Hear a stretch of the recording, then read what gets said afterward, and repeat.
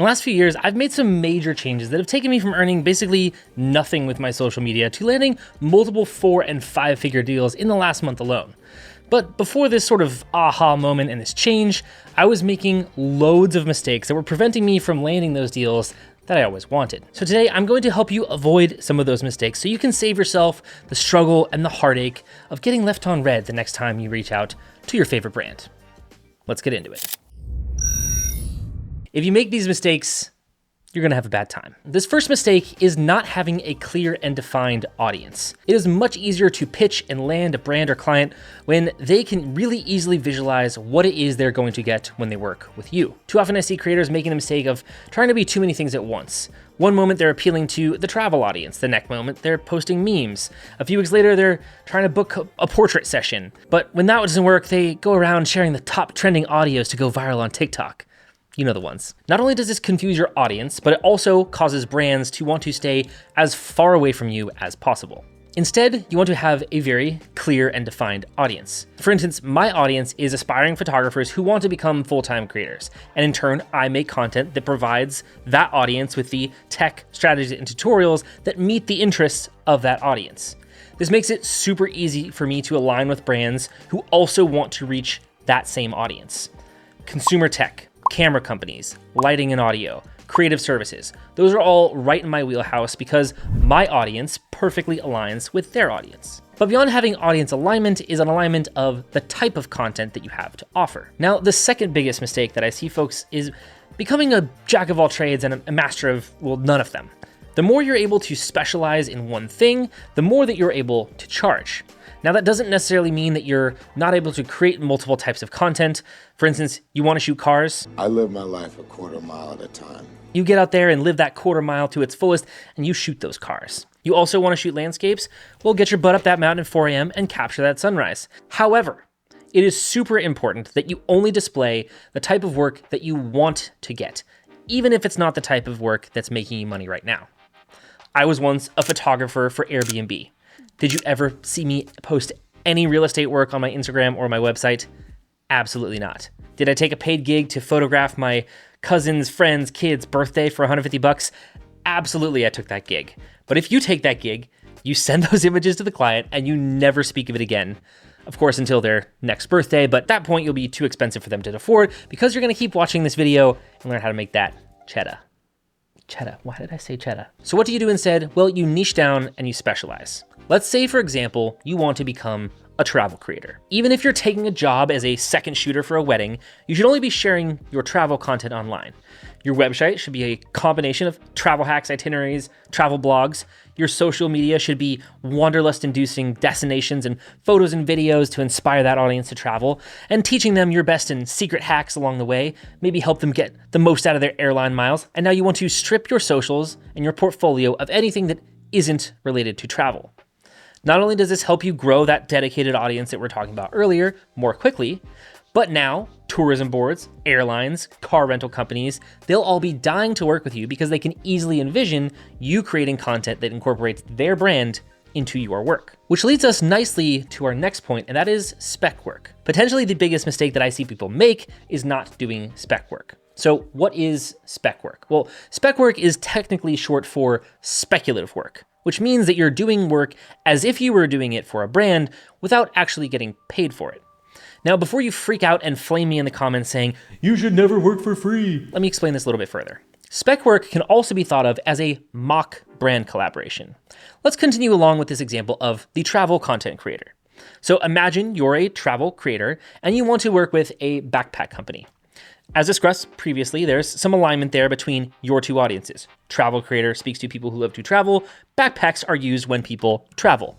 Nice one-to-one symbiotic relationship, if you will.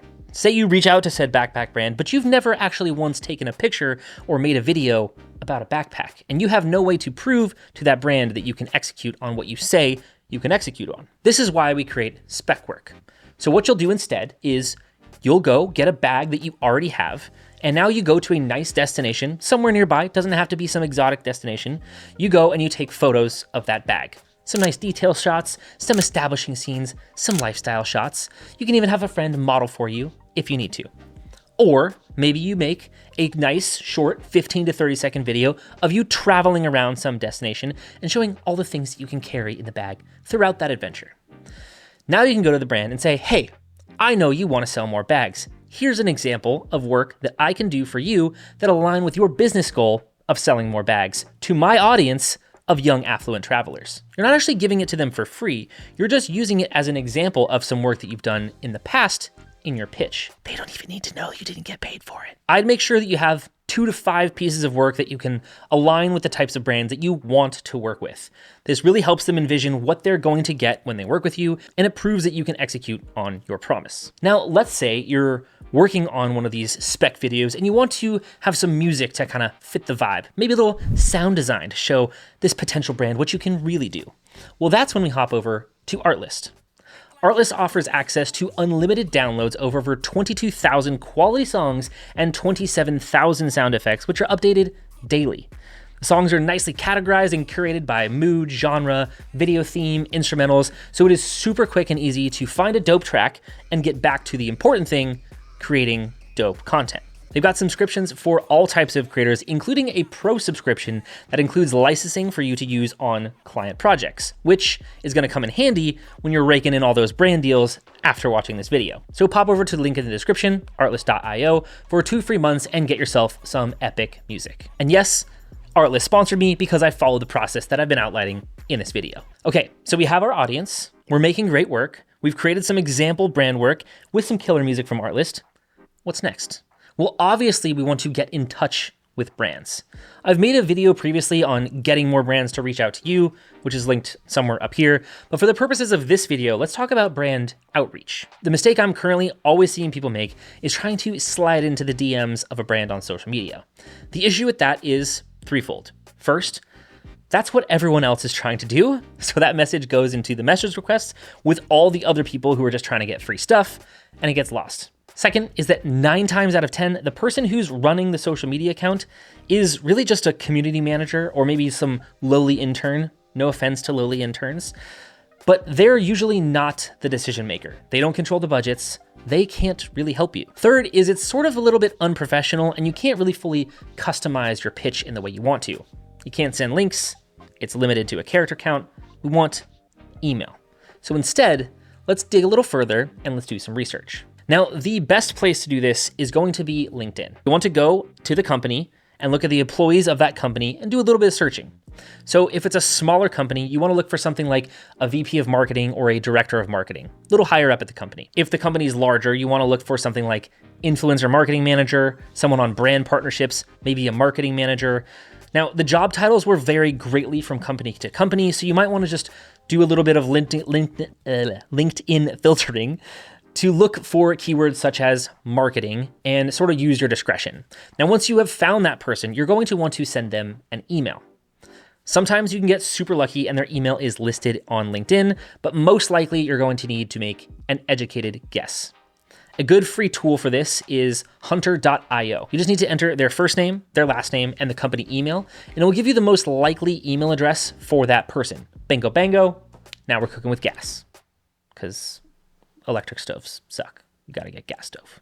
But if all else fails and you're not able to find anything through the LinkedIn method, the backup would be to go to the company website and look at either the Contact Us section or the About Us section to find an email to reach out to. Now, once you get their email, you want to make sure that you're not making the mistake of just spamming them all some super generic message. Take some time to customize it and help put everything that you've done up to this point into motion. I'll also link to a free template for an email that I use for pitches in the description of this video to sort of help you follow along. But basically, we want to be focused on a few key things. First, we want to show them that we've done our homework. Maybe point to a specific thing that they've done lately as a company, a specific product that you know just got launched. You also want to let them know that your audience aligns with their target demographic. So here's where you would say link to your media kit, which if you don't have one, beacons.ai is a really great tool to help you make one super quickly. Next, you want to show them some examples of the work that you can do for their brand, AKA that spec work that we were talking about. And finally, you want to give them a very clear call to action, asking whether or not they'd like to work together. Don't leave it open-ended. Make it clear that this is what you want from them. There you go.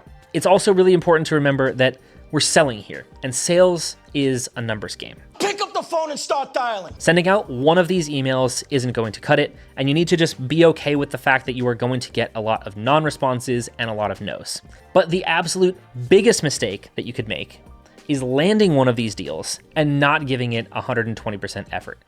Go above and beyond, over-deliver, over-communicate, and make themselves think, wow, this homie was such a treat to work with. I cannot wait to work with them again. Because as you can tell, everything that we just went through is a lot of work, and it's far easier to get an existing client to come back than it is for you to go out and find a new one. And if you want to come back for more, you should go ahead and tap that subscribe button, play Thumb with the like button, and I'll see you in the next one. Peace.